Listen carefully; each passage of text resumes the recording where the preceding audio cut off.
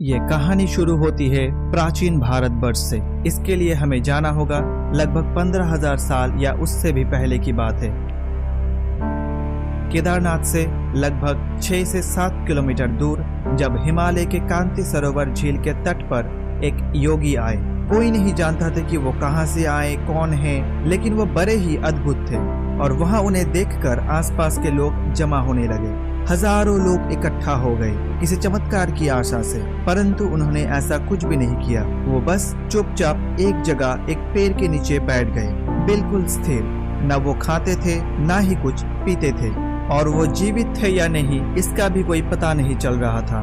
बस उनके जीवित रहने का एक ही प्रमाण मिल रहा था, समय समय पे उनके आंखों से आंसू आ रही थी। इस तरह से दिन बीतते गए, 1 हफ्ता, 2 हफ्ता, 1 महीने, 2 महीने, और फिर ये देखकर लोग निराश होकर वहां से चले जाने लगे और फिर धीरे धीरे वहां से सब लोग चले गए। सिर्फ अंत में 7 लोग बैठे रहे।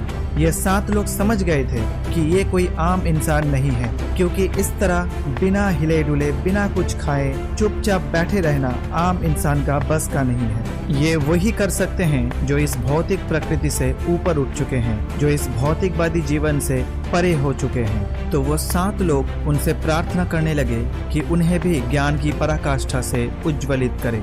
तब उन्होंने उन 7 लोगों को कुछ साधना बताया और उसे अभ्यास करने को बोला गया और वो लोग अभ्यास शुरू कर दिया। और महीने बीत गए, साल बीत गए। इस तरह लगभग 84 साल बाद एक दिन उन्होंने देखा कि ये 7 लोग चमक रहे थे। वो लोग ज्ञान प्राप्त करने के लिए सक्षम बन चुके थे। और फिर जब एक दिन सूर्य अपनी दिशा दक्षिण की ओर बदल रही थी तो वे योगी भी दक्षिण की ओर मुड़ गए और उन 7 को ज्ञान देना प्रारंभ किया। इसी दिन को आज पूरी दुनिया योग दिवस के रूप में पालन करते हैं। इसलिए हम 21 जून को इंटरनेशनल योगा डे मनाते हैं, क्योंकि इसी दिन में योग का प्रारंभ हुआ था ऐसा माना जाता है। और कहते हैं वे योगी और कोई नहीं बल्कि आदि योगी के रूप में भगवान शिव थे, जो सबसे पहले योगी और पहले गुरु थे। और वो 7 लोग आगे चल के सप्त ऋषियों के नाम से जाने लगे। सप्त अर्थात 7 और ऋषि अर्थात संत या ऋषि मुनि। और ये 7 ऋषि है: ऋषि वशिष्ठ, ऋषि अत्रि, ऋषि गौतम, ऋषि कश्यप, ऋषि जमदग्नि, ऋषि भरद्वाज और ऋषि विश्वामित्र। आदि योगी ने उन लोगों को योग विद्या, धर्म इत्यादि का ज्ञान दिया और उन 7 ऋषियों को उस ज्ञान को पूरे विश्व में फैलाने का जिम्मेदारी दिया। और वो 7 ऋषि अलग अलग 7 दिशाओं में निकल पड़े और ये योग विद्या सबसे ज्यादा भारत में प्रसिद्ध हुई। ऐसा माना जाता है मत्स्य पुराण के अनुसार ब्रह्मा जी ने संसार में धर्म की स्थापना के लिए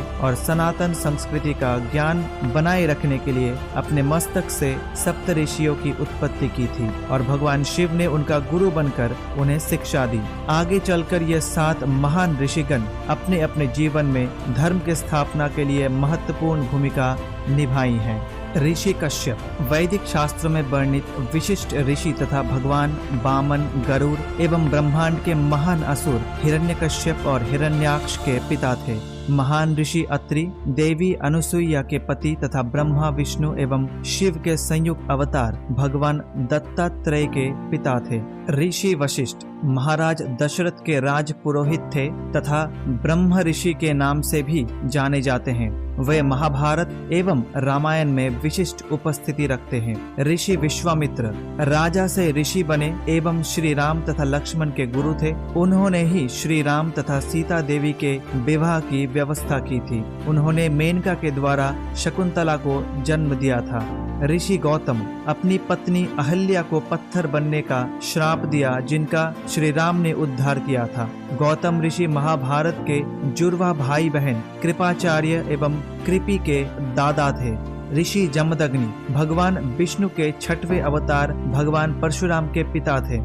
ऋषि भरद्वाज भगवान राम से वनवास में मिले और राम के अयोध्या लौटते समय ऋषि ने योग बल से नगर के बाहर बानर सेना के लिए फलों के वृक्ष लगा दिए थे। ये द्रोणाचार्य के पिता थे। ऐसी मान्यता है कि इस तरह से गुरु शिष्य परंपरा का शुरू हुआ था और परंपरा अनुसार ये ज्ञान आगे बढ़ते गया। आशा करता हूँ कि आपको यह वीडियो पसंद आया होगा, तो इस वीडियो को लाइक, कमेंट और शेयर जरूर करें। और अगर आप फेसबुक पे देख रहे हैं तो हमारे पेज को फॉलो जरूर करें। धन्यवाद। हरिओम।